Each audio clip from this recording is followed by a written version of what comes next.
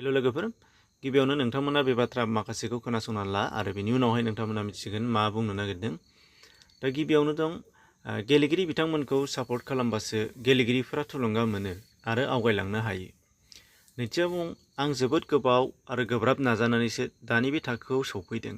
माब्लाबा आंबो जेनदों, नाथाय जेननायखौ जेननाय होनालासे आवगायबोबाय थानानैसो आं दं।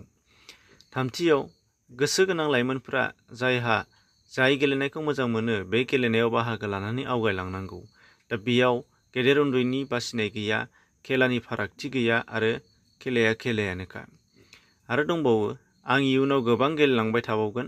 आंनि जिउआ गेलेनायजोंनो दाजादों आरो आं गेलेनानैनो आवगायलांगोन। दा बे गोनां बाथ्राफोरखौ बुंदों बिथां जोंनि बर'नि दा आथिखालाव सोलिबाय थानाय एबा आथिखालनि आरो इयुननिबो फुटबलनि जोहोलाव बिथां हलिचरन नार्जारी बिथाङा बुंदों।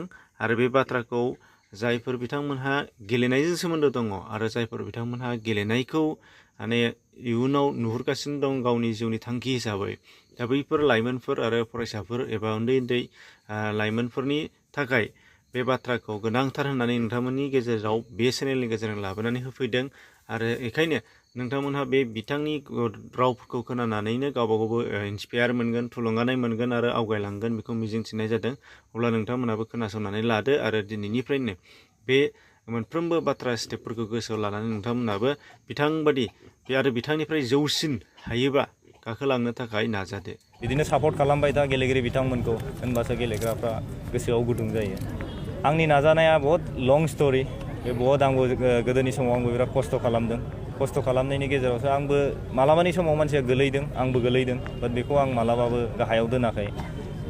बेखौ आङो गोसोआव लानानै नाजानानै आं दिनै साक्सेसफुल जादों। बाहागोखौ बयबो लानो हायो खेलायाव। जे जिनिसखौ नों गेलेनो गोसोआव दङ बेखौ नोङो जेरावखि जाया मानो बाहागोखौ लानो हायो। आजिखालि सब इभेन्टआनो दाब जायगायाव खेला सोलिबाय थायो, थ' बाहाय बयबो बाहागो लानो हागोन गोसोआव दङबा। साराव आंहा अनेक गोबाव दंबावो गेलेनांगौ, थ' आं गेलेनायनि फारसेल' सानो। आङो बाहेरा जेबो साना। आंनि लाइफआ गेलेनायजोंसो जादों, थ' आं गेलेनायखौनो सानबाय थायो। दा आंनाव अनेक गोबां दंबावो गेलेनांगौ।